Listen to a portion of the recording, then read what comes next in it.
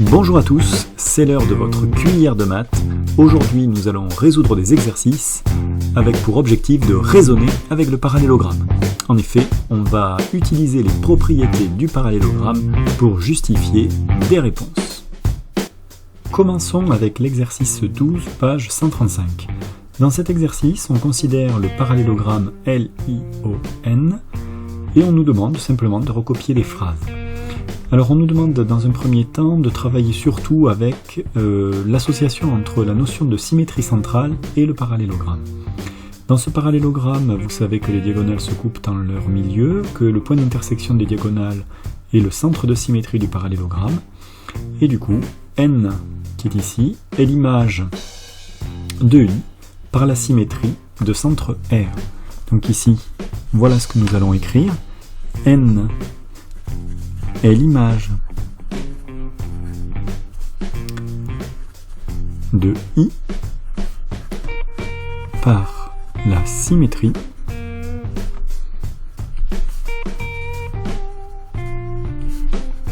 de centre R. Dans la question B, l'image du segment IL par la symétrie de centre R, de toute façon il n'y a qu'une seule symétrie dans un parallélogramme, c'est la symétrie centrale, donc ce sera nécessairement de centre R, eh bien I a pour image N, L a pour image O dans la symétrie de centre R, donc IL a pour image NO. L'image du segment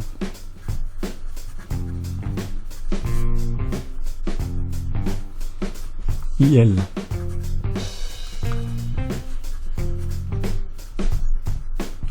par la symétrie de centre R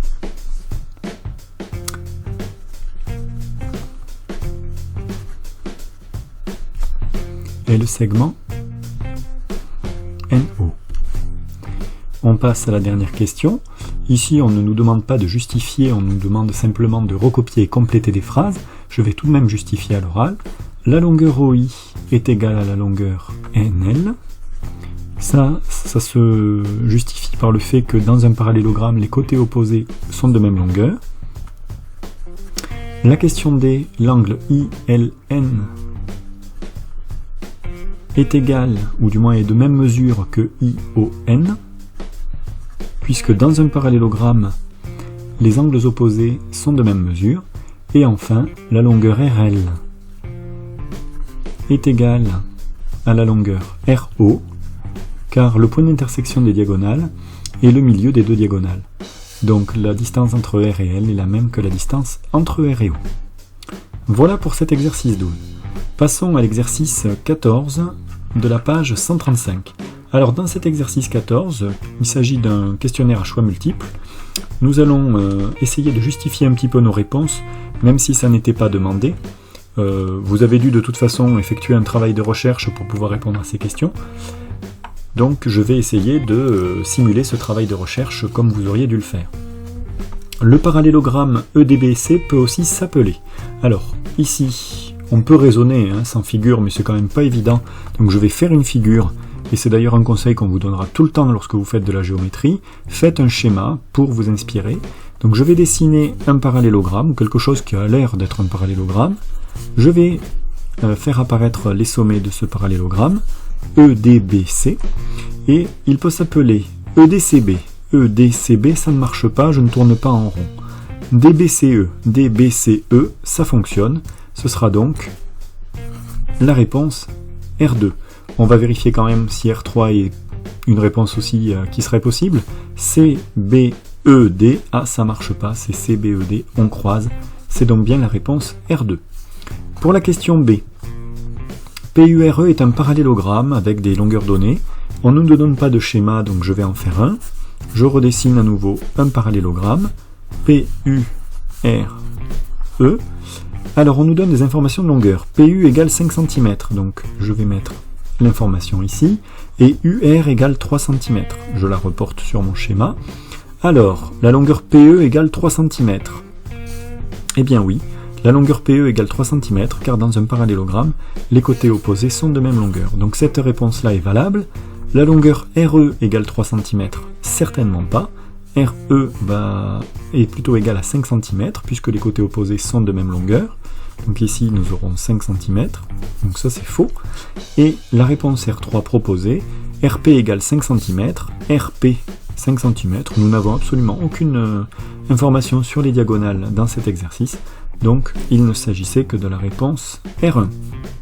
Passons à la question C. ESGB est un parallélogramme de centre T. Centre T, centre ça signifie que c'est le point d'intersection des deux diagonales, T est donc le milieu des deux diagonales dans ce parallélogramme. Alors BS égale 7,5 cm. Je n'ai pas de raison de croire qu'il fait ou ne fait pas 7,5 cm ce segment, donc je ne peux pas justifier cette réponse R1, je la laisse tomber. TS égale 4,5 cm. Je n'ai pas d'information non plus permettant de justifier que TS est égal à 4,5 cm. Passons à la suivante. GE égale 9 cm. GE c'est la diagonale complète. J'ai une information sur la demi-diagonale de 4,5 cm. Je sais donc que la longueur ET est la même que la longueur TG dans la mesure où T est le milieu de EG. 4,5 plus 4,5 ça fait bien 9. C'est donc la réponse R3. Voilà pour cet exercice 14. Passons à l'exercice 20. Dans l'exercice 20, vous avez un quadrilatère CRUE avec des informations de longueur sur les diagonales, et on nous demande si ce quadrilatère est un parallélogramme. Alors, c'est très simple, ce quadrilatère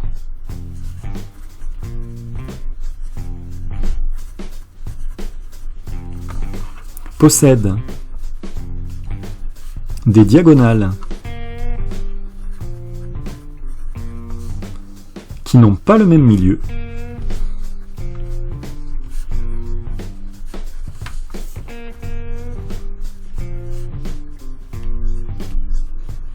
en effet, le point qui est ici est le milieu de la diagonale ER, puisque vous voyez qu'il sépare le segment en deux segments de même longueur. Par contre, il ne sépare pas cette diagonale en deux segments de même longueur. Donc ce point n'est pas le milieu de CU. Ce n'est donc pas un milieu commun aux deux diagonales. Et si les diagonales n'ont pas le même milieu, eh bien, ça ne peut pas être un parallélogramme, puisque justement, un parallélogramme est un quadrilatère qui a les diagonales de même milieu, par définition. Voilà donc une justification.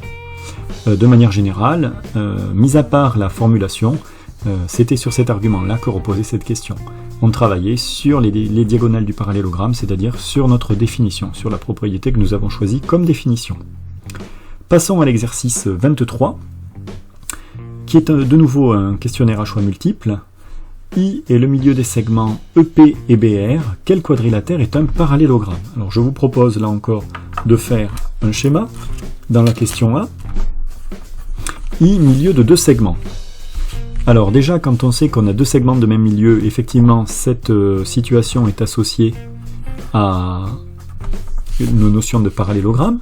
Je commence à dessiner, vous voyez ici un segment avec le milieu I. On va dire par exemple que c'est le segment EP. Et puis, je vais dessiner encore... Alors, je vais peut-être choisir des longueurs différentes. Voilà. Et là, ce sera donc le segment BR. Donc I, milieu de EP et de BR. J'ai dû faire une erreur. Non, c'est tout bon. On va dessiner notre parallélogramme avec des diagonales de même milieu. Et on va regarder ensuite les propositions qui sont faites pour cette question. Quel quadrilatère est un parallélogramme? EPBR. EPBR, ça ne marche pas. La succession des points est croisée. EIRP. EIRP, ça ne marche pas non plus, I n'est pas un sommet de notre parallélogramme. ERPB, ça fonctionne, c'est donc la réponse R3. Petit b. On sait que ce quadrilatère est un parallélogramme car, bien c'est un parallélogramme car quoi? Eh bien on voit ici que les informations portent sur les côtés, on va donc laisser tomber l'argument des diagonales, c'est un de ces deux arguments qui va fonctionner puisqu'ils évoquent chaque fois les côtés. Ces côtés opposés sont égaux, ces côtés opposés sont parallèles. Ici, il n'y a pas de codage sur le parallélisme, on laisse tomber. C'est donc R2. J'attire cependant votre attention sur la formulation. La qualité de cette formulation ici n'est pas correcte. On ne dit pas que les côtés opposés sont égaux, on dit que les côtés opposés ont des longueurs égales. Question C, vous avez déjà un schéma, on n'a pas besoin d'en refaire un. Dans quel cas le quadrilatère VRGP est-il un parallélogramme? Eh bien ici, si nous regardons le point commun entre les trois dessins, on sait qu'on va travailler sur la notion de diagonale, c'est-à-dire la définition d'un parallélogramme. Eh bien on aura un parallélogramme à condition que les diagonales aient le même milieu. Ici, ça fonctionne et ici ça fonctionne, sauf que il faut faire attention au nom du quadrilatère donné, VRGP. VRGP ça marche, VRGP ça ne fonctionne pas parce que je lis les noms des sommets en croisant. C'est donc la réponse R1 qui fonctionnera parce que le nom est validé et parce que les diagonales ont bien le même milieu. Voilà pour cette vidéo, à bientôt pour d'autres vidéos.